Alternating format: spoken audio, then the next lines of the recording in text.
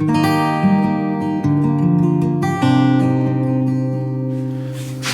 welcome back to the shop, friends. Today I'm going to sharpen a few of my chisels and plane irons, and I thought you might like to come along for the process and see how I do it. I think everybody does their sharpening a little bit differently, and I think maybe we could all learn from each other. So be sure to share a comment if you have a way that is better or you think works well for you. I use a combination of sandpaper and diamond plates, and that seems to work pretty good. I did invest in diamond plates a few years ago. I think I spent about $100 on those, and they've been well worth the money. So stick around, check out my process, and hopefully we can all learn from each other. So this is sort of my general setup for sharpening. I don't always keep it here, but when I'm ready to do some sharpening, I kind of get everything in one place and kind of get it all together so it's easy to go through the workflow. Maybe one day I'll build me sort of a sharpening station that can stay in one place and I won't have to kind of move things around, but this works pretty good. The first area of my sharpening station really is where I keep my chisel and plane guide, and I've also made this little device here to quickly get the angle set up on my guide.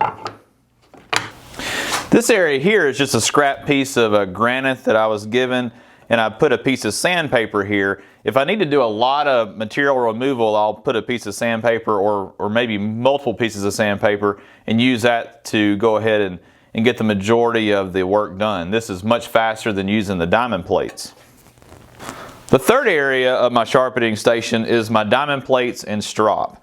I have 4 different diamond plates that I use. I use the extra coarse, and this is primarily if I'm needing to remove a lot of material or I'm restoring an older iron or chisel. And then I have the coarse, which is generally where I start when I'm sharpening. I have the fine and then the extra fine. I got this idea from Paul Sellers. It's just a piece of scrap oak that I took and grooved out the wood so that it would hold the plates in one position. That way they're not moving around when I'm actually sharpening. When I purchased the diamond plates a few years ago, it came with this little device here, and this is just made to hold your plates still on your workbench. It works pretty good. I just don't like having to change out the plates all the time, so this to me works better. So before we work on the actual bevel of the plane iron, I want to just work on the back of the plane iron a little bit and just flatten it some. I'm going to take it through the 3 different diamond plates here, the coarse, fine, and extra fine. I like to just put a little bit of a Windex or window cleaner on the blocks or the plates, and it just kind of helps remove the metal from the surface of the diamond plates.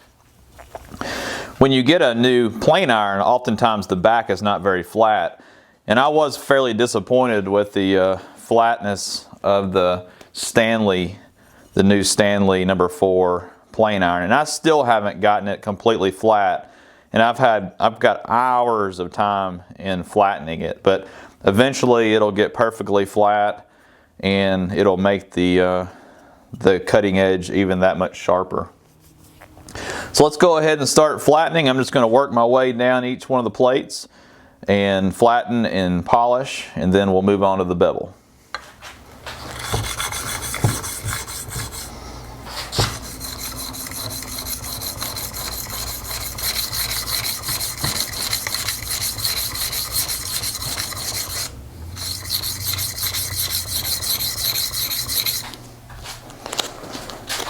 One thing I've found to be helpful to keep your hands from sliding off of the plane iron as you're flattening is just to take a piece of sandpaper with the sticky back on it and sticking it to the iron, and then it makes it a little bit easier to grip the surface of the iron or chisel.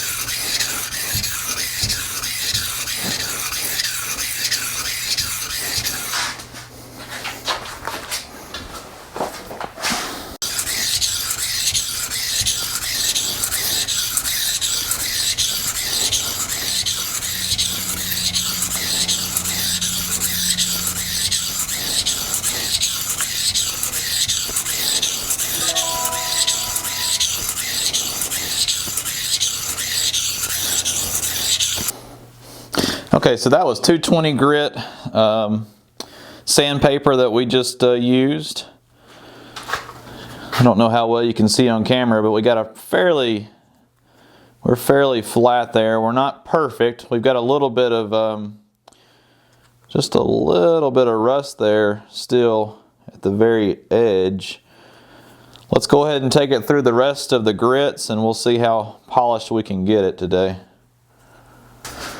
I'm just going to do 100 passes. I think I did about 100 passes on the sandpaper, and I'm going to do about 100 passes on each one of the diamond plates, and then we'll see what kind of polish we have, and then if it looks pretty good, we'll move on to the bevel.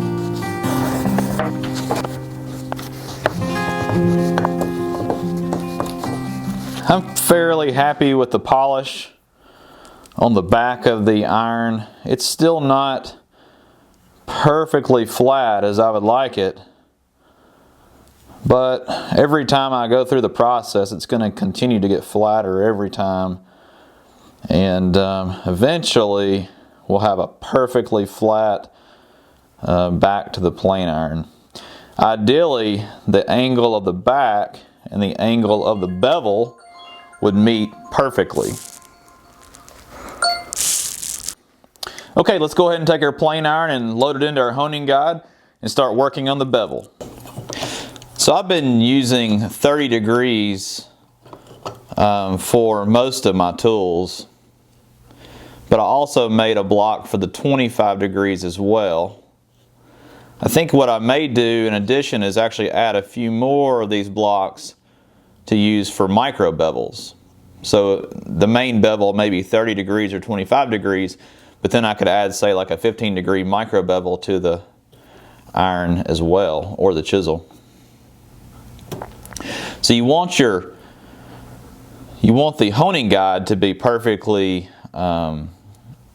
perpendicular to your plane iron. So what I'm trying to do is I'm trying to line up the edge of the guide to the edge of my jig here, and then the 30 degree stop is there. So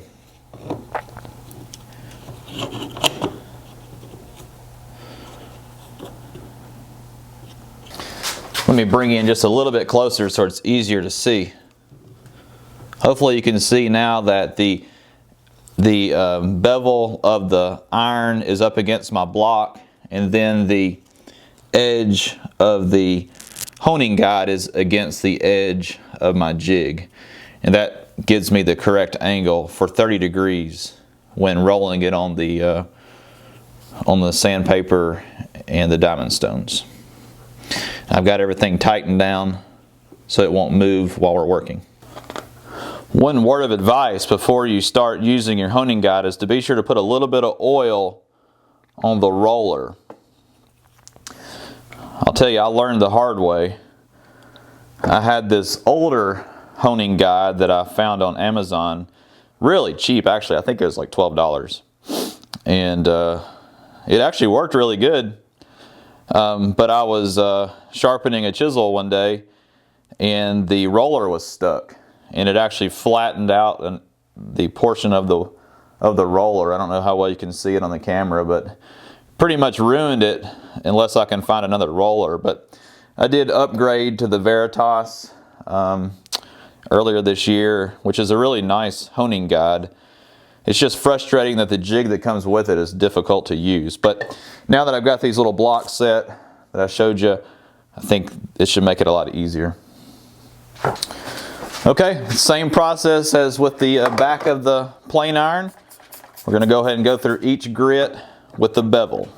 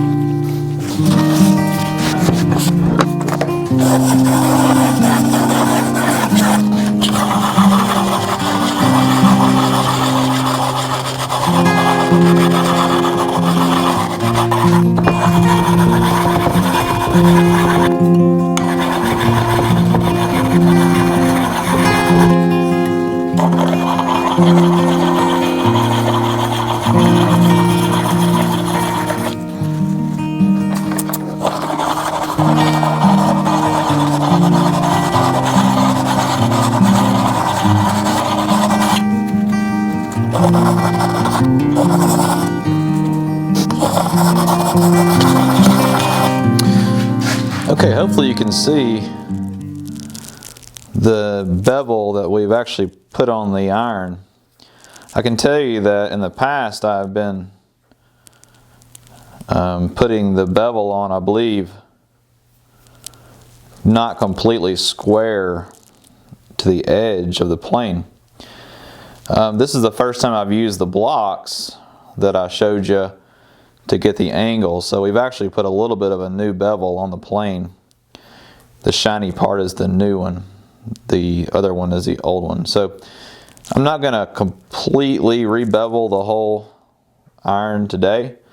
It really is unnecessary. We're all the way to the edge of the iron, so I'm going to go ahead and take it out of the honing guide here, and I'm going to strop both sides of it a little bit, and then we'll give it a try. But you can see it's got a pretty nice polish on it.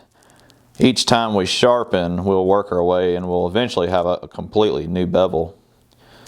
But it looks like I've been actually sharpening a little bit not square to the edge of the plane iron in the past. So that's no big deal though. I mean, as long as the edge is sharp, it shouldn't make any difference.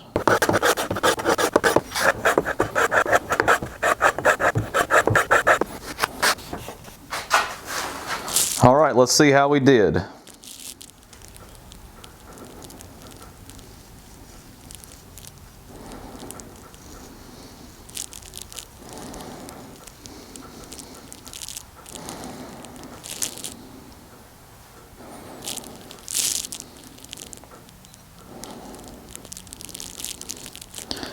Well, it's definitely shaving sharp. All right, guys, so that's my method of sharpening.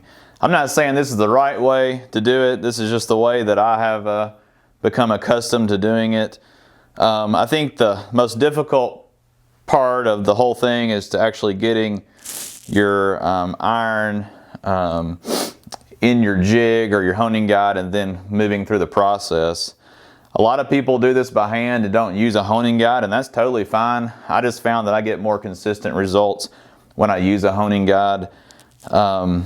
When I first started using hand tools and sharpening, I was frankly scared to death to sharpen my chisels because I was afraid I would ruin them, or my plane irons. But after learning the process, or at least trying to perfect or try to improve my process, I've found that my irons and chisels are much, much sharper after I take them through the process and how they came from the factory. So anyways, if you have some suggestions on how to improve, I'd love to hear them. I'm certainly open to change and improvement. If this is new to you, or if you learned something from this, be sure to give a thumbs up or share a comment. I'd really appreciate it. If you're new to the channel, be sure to check out some of the other videos. Consider subscribing. We are really moving fast towards the 1,000 subscribers. I set a goal to hit 1,000 within a year of starting the channel, and hopefully you'll help me by sharing the video. But this is my process. I hope you enjoyed the video, and I'll see you on the next one.